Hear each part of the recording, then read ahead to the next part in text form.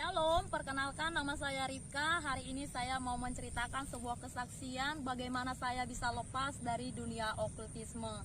Saya ini lahir dan bertumbuh besar itu di daerah pedesaan, di mana pada saat itu saya rajin ke gereja, saya juga percaya kepada Tuhan Yesus, tetapi saya juga mempercayai kepercayaan-kepercayaan lain seperti kepercayaan-kepercayaan tradisional yang mempercayai pertolongan-pertolongan yang berasal bukan daripada Tuhan. Pada saat itu saya sudah terbiasa ikut terlibat seperti mandi ke tempat-tempat yang sakral yang dipercayai orang bahwa di situ ada kuasanya. Kemudian saya juga terbiasa ikut dengan memberikan sesajen kepada roro nenek moyang. Pada saat itu saya tidak merasakan ada sesuatu yang aneh pada diri saya, tetapi ketika saya beranjak besar, ketika di SMA, saya mulai merasakan ada yang aneh dengan tubuh saya. Yang pertama itu di bagian pundak saya, itu di bagian belakang itu seperti ada beban yang menimpa sangat berat, sehingga saya merasa gampang lelah, gampang merasa capek.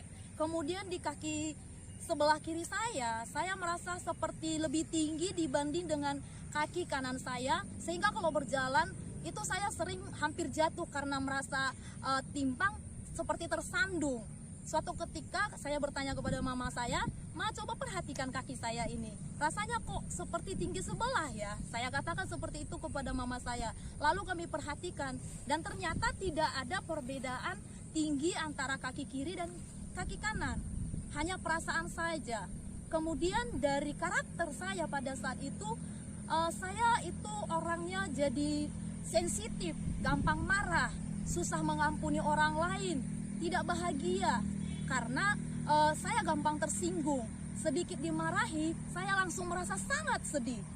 Ketika perasaan sedih, di pikiran saya itu sering muncul seperti ada suara-suara yang menyuruh saya untuk mengakhiri hidup saya, menyuruh saya untuk bunuh diri.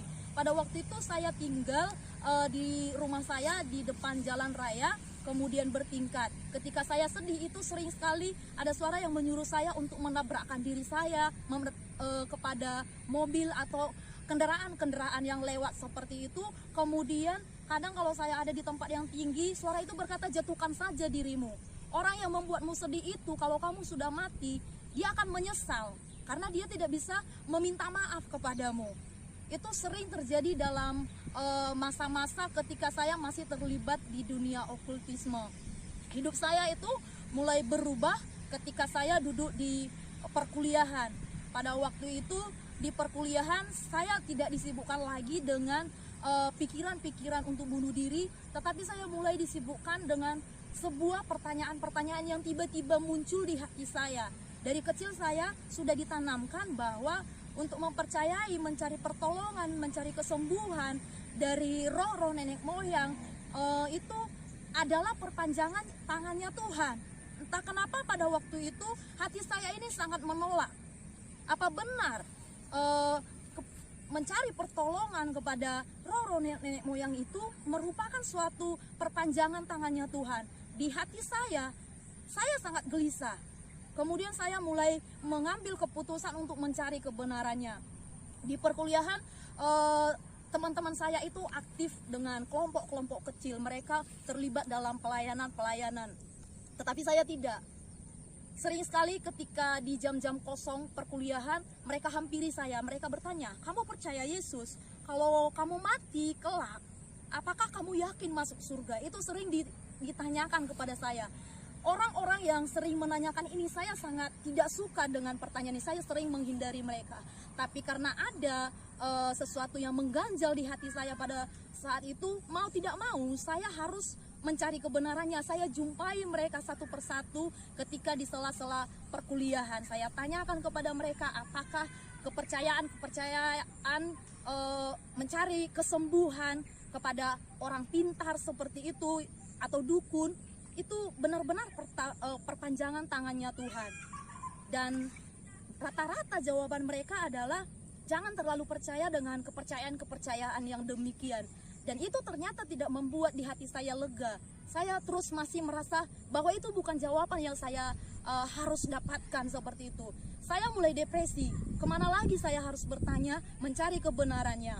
Sampai suatu ketika di tahun 2017 saya bertemu dengan seorang adik setambuk saya.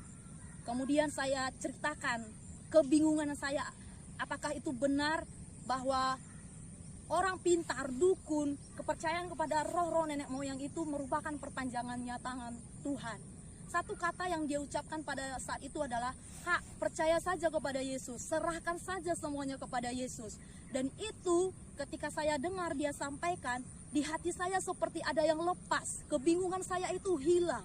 Saya merasa lega, tetapi tidak cukup sampai demikian. Kemudian berlanjut, singkat cerita, di tahun 2011, saya dengan teman adik setambuk saya ini kemudian terlibat di dunia pelayanan. Saya mulai terbiasa dengan pengenalan akan Yesus lebih lagi. Di tahun 2012 saya ingat di gereja saya berjemaat, setiap hari Selasa kami mengadakan kubu doa. Pada waktu itu ketika kami mengadakan pujian penyembahan, pada saat itu saya rasakan ada sesuatu yang melompat keluar dari tubuh saya. Itu saya rasakan sangat besar keluar dari tubuh saya. Saya terkejut, apa yang keluar dari tubuh saya ini? Saya terkejut karena gimana ya, seperti ada satu kekuatan yang keluar dari tubuh saya. Saya waktu itu masih diamkan saja. Kemudian di hari Sabtunya saya juga mengikuti ibadah doa puasa di gereja. Pada saat itu saya mengalami manifestasi lagi. Saya ingat betul pada waktu itu habis doa puasa, pujian penyembahan, saya mulai merasa kesakitan di tubuh saya. Saya ingat pada waktu itu saya terjatuh, kemudian saya tidak bisa berbicara. Saya ingin mengatakan sesuatu kepada orang-orang yang ikut doa puasa pada waktu itu. Saya menunjuk-nunjuk tangan saya. Waktu itu di tangan saya ada sebuah cincin. Saya tidak bisa berbicara, cuma tangan saya yang menunjuk-nunjuk ke cincin ini. Saya ingin berkata, cincin ini lepaskan, cincin ini lepaskan. Tapi tidak bisa saya mengeluarkan kata-kata. Sampai satu waktu ibu gembala saya itu ngeh. Dia bilang, cincinnya keluarkan, katanya gitu. Kemudian dia buka cincin itu. Ketika cincin itu dibuka, saya bisa berbicara kembali. Itu manifestasi selanjutnya yang saya alami. Kemudian berlanjut cerita kembali, waktu itu disepakatilah bersama dengan tim doa yang ada di gereja untuk mengadakan doa pelepasan terhadap saya. Ditetapkan pada waktu itu hari Selasa. Saya di hari Senin, di hari Selasa kembali beraktivitas kuliah. Ditetapkan jam 3 sore kami akan mengadakan doa pelepasan. Paginya saya kuliah, sekitar jam 1 saya mulai pulang, saya cari angkot. Saya tidak menyadari sesuatu yang ganjil pada saat itu. Saya naik angkot seperti biasa. Sampai beberapa menit kemudian saya lihat sekitar saya, kok jalannya bukan jalan menuju gereja ya. Saya bingung, kemudian saya berhenti, turun. Saya cari angkot lain. Saya naik kembali dan tidak ada merasakan hal yang ganjil juga. Sampai di satu tempat lagi saya perhatikan, loh kok arahnya bukan ke gereja ya. Itu terjadi sampai 3 kali pada waktu itu. Sampai saya terlambat datang ke gereja pada waktu itu. Saya diteleponi, kamu di mana dek? Kok belum nyampe? Cepatlah, ini sudah lewat. Seperti itu waktu itu ya. 3 kali saya salah angkot. Arah yang saya naiki, angkot yang saya naiki itu selalu berlawanan arah menuju gereja. Singkat cerita, saya tiba juga di gereja. Kami masuk ke ruang doa. Kemudian pujian penyembahan mulai dinaikkan. Saya ingat betul pada saat itu ketika pujian di penyembahan dinaikkan, mula-mula saya ikut bernyanyi, tetapi tidak lama kemudian saya merasa sakit di tubuh ini. Saya merasa terbakar. Saya ingat saya berkata, panas, panas, panas. Itu saya katakan pada waktu itu. Saya kesakitan, saya menjerit. Itu berselang beberapa waktu. Kemudian akhirnya saya mulai reda, saya sudah mulai tidak berteriak lagi. Salah seorang dari tim berkata kepada saya, siapa nama kamu? Dia katakan seperti itu pada saya. Kemudian saya mulai menangis. Saya mulai menangis, berjalan. Saya katakan, siapa nama saya? Saya ini siapa? Siapa nama saya? Saya ini siapa? Kemudian Bapak itu berkata, kita doa lagi. Kemudian doa pujian kembali dinaikkan sampai beberapa waktu lamanya akhirnya kembali tenang dan saya diizinkan pulang ke rumah. Sebelum doa pelepasan, Bapak Gembala sudah sampaikan kepada saya, persiapkan dirimu, ingatlah bahwa roh yang ada padamu jauh lebih besar daripada roh yang ada di dunia ini. Itu yang dibekali oleh Bapak Gembala kepada saya. Nanti sepulang dari doa ini di rumah, kalau ada suara-suara yang mengajakmu berbicara, jangan mau mengadakan komunikasi lagi. Itu dikatakan oleh Bapak Gembala kepada saya. Saya pulang ke rumah sendiri. Saat itu di rumah saya punya 2 orang teman. Pada malam harinya tidak terjadi apa-apa, saya biasa saja. Tetapi besoknya kembali saya merasa kesakitan. Waktu itu saya ingat saya mau ke kamar mandi. Saya berjalan ke kamar mandi, tiba-tiba rambut saya ini di belakang ditarik sampai saya terjatuh ke lantai. Tetapi tidak ada orang di belakang saya. Tetapi itu nyata, rambut yang ditarik ini sampai terjatuh itu benar-benar ada, saya rasakan sampai saya tergeletak. Kemudian tidak lama kemudian saya merasa tersiksa. Saya pada waktu itu tangan saya ini seperti dijatuhkan, kaki saya seperti diikat seperti ini.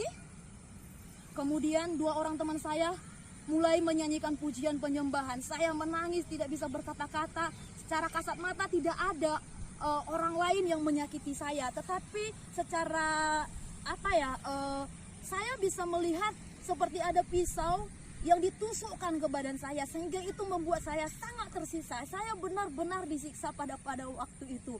Kaki saya diikat, itu tidak bisa dilihat secara kasat mata, tetapi badan saya ini direntangkan seperti terlentang, itu benar-benar nyata bisa dilihat gitu. Teman saya melihat posisi saya seperti itu. Karena tidak terjadi perubahan apa-apa pada waktu itu, salah seorang teman saya itu berinisiatif menghubungi tim doa dari gereja. Kemudian mereka datang. Pada saat itu mereka mau berencana mengadakan kumpul bersama di daerah Namurambe. Saya yang tadinya tidak direncanakan ikut ke sana, tapi karena kondisi saya pada waktu itu disiksa terus, akhirnya saya ikut ke sana. Pada waktu itu saya suara-suara itu terus mengganggu saya. Sama seperti yang Firman katakan, kalau tidak berkomitmen, kalau rumah yang kosong itu diizinkan kosong terus, maka roh yang lebih besar akan menguasainya. Maka saya bersepakat dengan diri saya untuk tidak mau berkomunikasi dengan suara-suara itu. Di sana orang ramai pada saat itu, karena bisa dikatakan mereka mau bertamasya, ada beberapa keluarga. Kemudian sampai di sana selalu dipesankan, jangan biarkan si Ribka ini sendiri, jangan biarkan dia melamun sendiri, ajak dia berbicara. Itu selalu dipesankan. Sampai saya ke kamar mandi pun itu harus ditemani, karena mereka takut sesuatu yang aneh terjadi bagi saya. Tapi pada waktu itu kembali terjadi juga, saya disiksa kembali diadakan doa pujian pada waktu itu. Saya tidak ingat bagaimana sakitnya pada waktu itu, tetapi banyak orang yang melihat saya disiksa pada waktu itu. Kalau bisa saya katakan seperti film-film yang melayang-layang dengan tubuh yang tidak bisa saya katakan seperti apa lagi, tapi yang pasti waktu itu saya benar-benar disiksa. Dan itu adalah akhir daripada doa pelepasan saya pada waktu itu. Sepulang dari situ, suara-suara itu tidak mau lagi menghampiri saya. Kemudian dilanjutkan dengan doa. Saya dilayani oleh sebuah keluarga. Saya ditanyai bagaimana kehidupan saya dulu. Saya harus mengakui apa yang pernah saya alami dulu, keterlibatan apa yang pernah saya kerjakan dulu, dosa-dosa apa yang pernah saya lakukan dulu. Kemudian saya akui semua. Kemudian saya mulai merasa lega dari